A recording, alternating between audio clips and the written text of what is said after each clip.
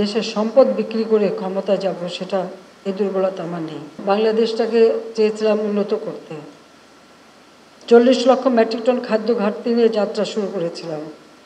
সেই বাংলাদেশকে আমরা খাদ্যের স্বয়ংসম্পূর্ণ করি।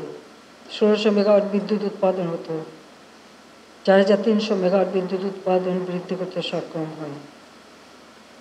দারিদ্র্যের হার হ্রাস করে মানুষের ভাগ্য আরও উন্নত করার সকল প্রচেষ্টাই নিয়েছিলাম এবং দেশ এগিয়ে যাচ্ছিল। দুর্ভাগ্যের বিষয় 2001-এ সরকারে আসতে পারিনি। তার কারণ ছিল আমাদের গ্যাস বিক্রি করার একটা প্রস্তাব ছিল, আমি রাজি হইনি। যে দেশের সম্পদ বিক্রি করে ক্ষমতা যাব সেটা এই দুর্বলতা আমার নেই। কারণ আমি সবসময় মনে করি আমি জাতির পিতা বঙ্গবন্ধু শেখ মুজিবের মেয়ে। এদেশের স্বার্থ রক্ষা করা, দেশকে উন্নত করাই আমার কাজ। আমি শুধু বলেছিলাম যে এই গ্যাস আমাদের একমাত্র প্রাকৃতিক সম্পদ, যা আমার দেশের মানুষের কাজে ব্যবহার হবে এবং আমাদের দেশের ভবিষ্যৎ প্রজন্মের জন্য রিজার্ভ থাকবে। যাও, বড় দেশ আমেরিকা, তারা তাদের কোম্পানি গ্যাস তুলে কিনবে। ভারত এত বড় বড় দেশের বিরুদ্ধে কথা বললে আর ক্ষমতা থাকা যায় না।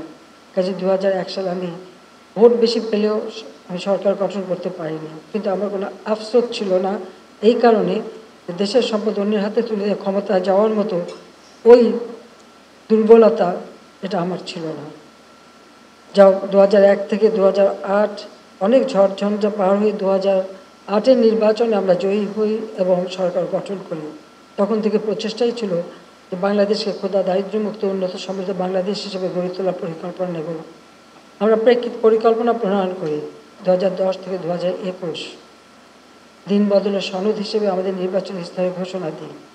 আমার লক্ষ্য ছিল যে একটা যুদ্ধ বিধ্বস্ত দেশ শূন্য হাতে যাত্রা শুরু করে ধ্বংসস্তূপের উপর দাঁড়িয়ে আমার বাবা মাত্র 3 বছর 7 মাসের মধ্যে স্বল্পোন্নত দেশ হিসেবে রেখে গেছেন।